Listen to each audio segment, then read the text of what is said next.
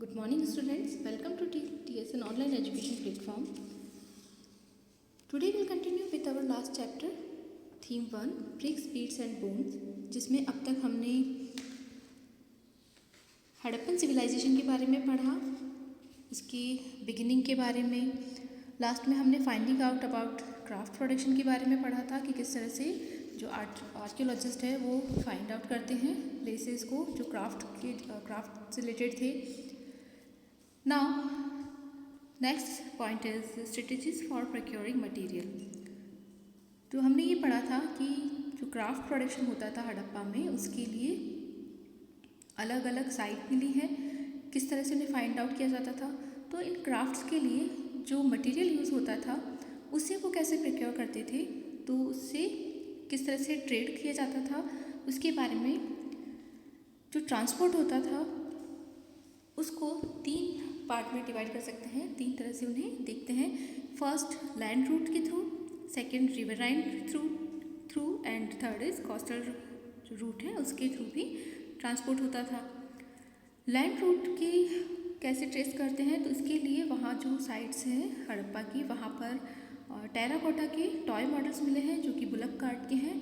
तो ये शो करता है कि वहाँ पर जो बुलक कार्ट है मोस्टली उनका यूज़ होता था गुड्स और पीपल्स को ट्रांसपोर्ट करने के लिए mostly.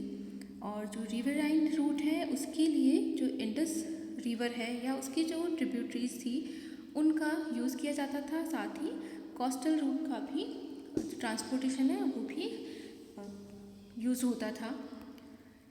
Next, material from the sub continent and beyond. तो जो मटेरियल क्राफ्ट के लिए यूज़ होता था वो कहाँ कहाँ से लाया जाता था, तो सब कॉन्टिनेंट में जहाँ पर रॉ मटेरियल इजीली अवेलेबल था उनके लिए वो सबसे पहले तो फर्स्ट स्ट्रेटजी होती थी कि सेटलमेंट्स बनाना। जैसे शैल के लिए हमने पढ़ा था नागेश्वर और बालाकोट, ऐसे पूरी तरह से डिवोटेड सेटलमेंट से जो कि क्राफ्ट के लिए और मोस्टली शैल के रिलेटेड क्राफ्ट के लिए बने हुए थे। सेकंड, लैपिस लेजुले के लिए शुर्तगई जो कि अफ़गानिस्तान में है, वहाँ पर सेटलमेंट मिला है, यानी वहाँ पर इजीली जो लैपिस लेजुली प्रेशियस स्टोन है उसके लिए वहाँ भी सेटलमेंट बनाया गया था। थर्ड, कार्नेलियन, ये मोस्टली गुजरात में मिलता है, गुजरात के लोथल में सेटलमेंट मिला है इसको ट्रेस किया गया है। साथ ही स्टीएटाइट उसको लाया जाता था साउथ राजस्थान से और नॉर्थ गुजरात से। नाउ जो सेकंड स्ट्रेटजीज होती थी वो होती थी एक्सपीडिशंस की।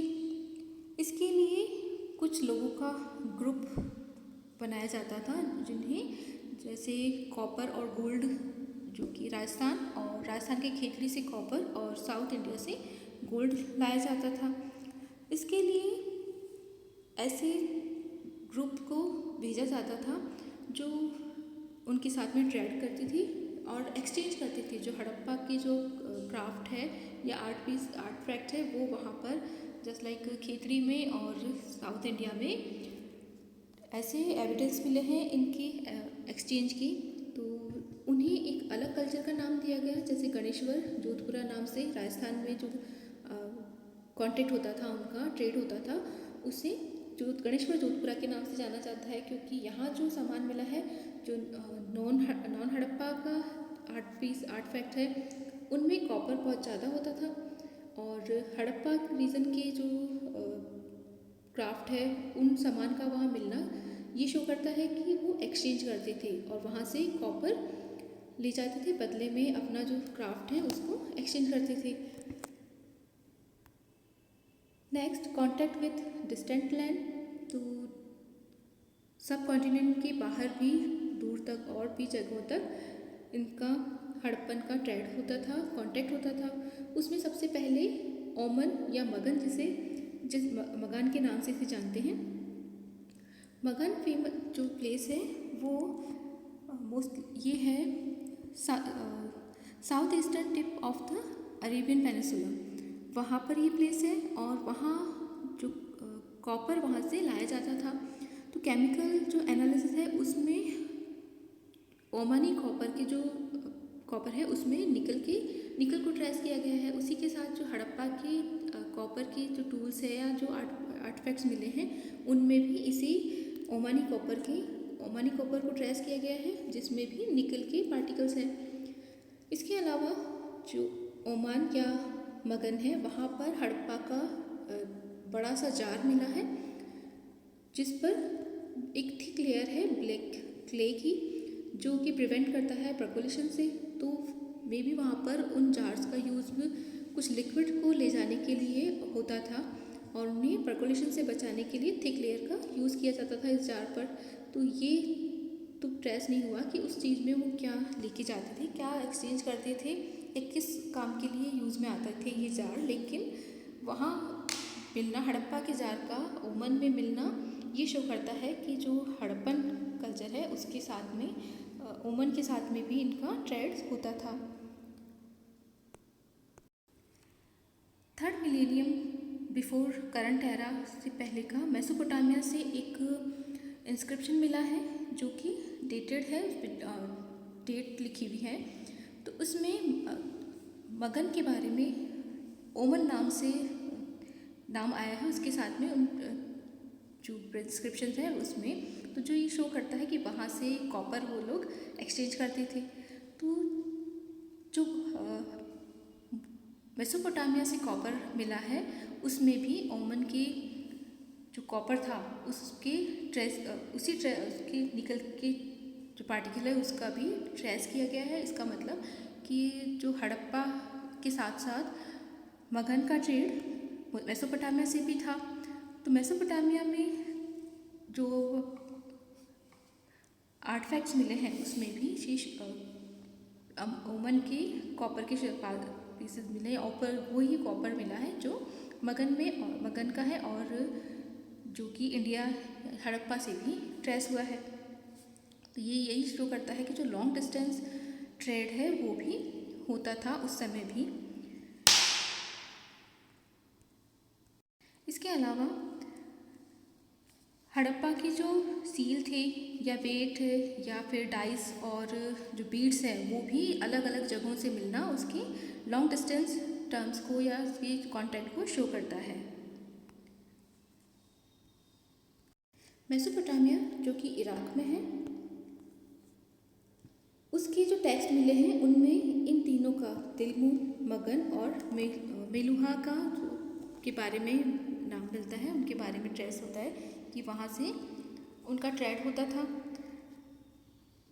वहाँ मेसोपोटामिया की एक टेक्स्ट में मेलुहा से जो सामान लाया जाता था उसके बारे में लिखा है कि वहाँ का जो कार्नेलियन है या लैपिस लेजुली है, कॉपर, गोल्ड और जो अलग तरह के टिम्बर्स का यूज़ होता था उसके बारे में एक और भी उनके बारे में भी बताया गया है। साथ ही वहाँ पर एक मिथ भी है जिसमें कहा है कि जो may your bird be the हाजा bird, may its call be heard in the royal places. कि एक हाजा बर्ड का नाम उसमें आता है जो कि शायद पिकॉक हो, उसकी आवाज़ की वजह से उसका ये नाम रखा गया हो। तो इस तरह का कम्युनिकेशन का एविडेंस वहाँ पर मिलते हैं। साथ ही ओमान और बहरीन, ओमान जो है वो बहरीन जो आइलैंड है बहरीन का, उस पर वहाँ से ही सामान लाया जाता था। इसके लिए वो सीख से या कोस्टल रूट का यूज़ होता था, क्योंकि वहाँ जो मेसोपोटामिया के जो टेक्स्ट है या वहाँ पर जो ऐसी सील मिली है जिन पर इंस्क्रिप्शन है इनका बोट का या फिर इस तरह की नाव बनी हुई उस पर मिली है, जिससे पता चलता है कि वो लोग जो ट्रेड करते थे वो कोस्टल रूट के थ्रू करते थे। साथ ही मेसोपोटामिया के टेक्स्ट में मेलुहा के लिए लैंड ऑफ सीफरर्स का यूज़ होता है या इस तरह का उन्हें लिखा हुआ है सील्स पर। ये सारे एविडेंस हड़प्पा की डिस्टेंट जो लैंड्स है उनके साथ कॉन्टेक्ट को शो करते हैं। Next topic is seals, script and wave. Seals and sealing के बारे में जो सील्स है उनका यूज़ मोस्टली लॉन्ग डिस्टेंस के कम्युनिकेशन के लिए यूज़ होता था और एक तरह से ये जो सील है वो प्रूफ करता था कि जो भी सामान उसमें भेजा गया है वो पूरी तरह से सेफ़ है, उसके साथ किसी ने छेड़छाड़ नहीं की है। और साथ ही जो सेंडर है उसके बारे में भी, उसका भी आइडेंटिटी कन्वे करता था। इसके साथ ही जो सील्स है उन पर इंस्क्रिप्शन जो होता था उससे सामान की सेफ्टी का पता चलता था कि उसके साथ किसी ने छेड़छाड़ नहीं की है या उसके साथ उसको किसी ने खोला नहीं है। तो जो भी बैग होता था, जो भी सामान होता था, उसको बंद करके पैक करके उस पर एक बांध कर उसे और एक वेट क्ले से उसके जो फेस होता था उसको बांध कर उस पर वेट क्ले से एक मोहर या सील बना दी जाती थी और उस पर जो भी सिंबल लगाना होता था वो लगाकर पैक कर देते थे। और जहाँ भी भेजा जाता था तो अगर सील ब्रेक नहीं हुई है तो इसका मतलब होता था कि जो भी सामान आया है वो पूरी तरह से सेफ है। नेक्स्ट, एनिग्मेटिक स्क्रिप्ट यानी जो हड़प्पा की जो लैंग्वेज है वो एक हमारे लिए एनिग्मेटिक है, अभी तक उसे रहस्यमयी कह सकते हैं इस लिपि को, स्क्रिप्ट को, क्योंकि ये अभी तक अनडिसाइफर्ड है, इसे पढ़ा नहीं जा सका है। लेकिन मोस्टली इसमें सिंबल्स का यूज़ होता था क्योंकि यहाँ अल्फ़ाबेट यूज़ नहीं होते थे। और एनिमल मोटिव का भी यूज़ करते थे, वे उन लोगों के लिए होते थे जो कि पढ़ना नहीं जानते थे। तो इसके लिए जो मास्टर होता था या जो मालिक होता था उसका नाम और उसका जो पोस्ट होती थी उसे लिखा हुआ होता था इन सील पर। इसके जो भी अब तक सील या जो एविडेंस ऐसे मिले हैं जिन पर कुछ लिखा हुआ है वो उन पर बहुत कम वर्ड्स हैं, कम सिंबल्स हैं, अधिक बहुत छोटे टेक्स्ट होते थे। और अभी तक जो सबसे लंबा टेक्स्ट मिला है उसमें 26 सिंबल सबसे ज़्यादा मिले हैं। और वैसे इस लैंग्वेज को अभी तक पढ़ा नहीं जा सका है, लेकिन फिर क्योंकि यह नहीं पता चलता कि वहाँ पर अल्फ़ाबेट्स यूज़ होते थे या उनका जो भी वर्ड बोलते थे, जो भी लैंग्वेज यूज़ करते थे, उनके सिंबल्स का यूज़ किया जाता था। मे बी वो वॉवल्स और कॉन्सोनेंट्स के जैसे सिंबल्स का यूज़ करते होंगे। इसके साथ जो लिखा जाता था इसे राइट टू लेफ़्ट की तरफ लिखा जाता था। और जो राइटिंग होती थी उसमें राइटिंग के अलावा मोटिव का भी यूज़ होता था जो कि मोस्टली एनिमल्स के बारे में होते थे। इंस्क्रिप्शन जो है बहुत ही शॉर्ट होते थे और इनमें अल्फ़ाबेट्स तो नहीं है, लेकिन सिंबल्स जो यूज़ होते हैं उनका अराउंड 375 से लेकर 400 तक इन जो सिंबल्स हैं उनको पहचाना गया है। राइट टू लेफ्ट जो लिखी जाती थी लैंग्वेज, उससे ये ऐसे पता चलता है कि जब जो इंस्क्रिप्शन है जो लिखना शुरू करता था तो जो राइट साइड है वहाँ तो काफ़ी स्पेस होता था, लेकिन लास्ट में लेफ़्ट तक पहुँचते पहुँचते काफ़ी क्रम्बलिंग हो जाती थी, बहुत पास में लिखना पड़ता था कि स्पेस की कमी की वजह से। तो यही पता चलता है कि जो ये लैंग्वेज थी उसे राइट टू लेफ़्ट लिखा जाता था। इसके अलावा कई ऐसे ऑब्जेक्ट मिले हैं जिन पर लिखा हुआ है, जिसमें rim of jar, copper tools, scale, seals और टेराकोटा टैबलेट मिली है। इसके अलावा ज्वेलरी, बोन रॉड्स मिले हैं और भी बहुत सी ऐसी चीज़ें मिली हैं जिन पर कुछ न कुछ इंस्क्रिप्शन लिखा हुआ है।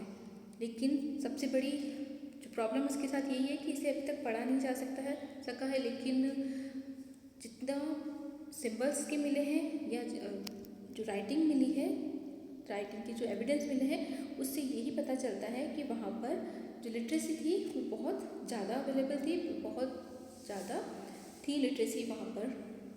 और नेक्स्ट पार्ट देखेंगे नेक्स्ट वीडियो में।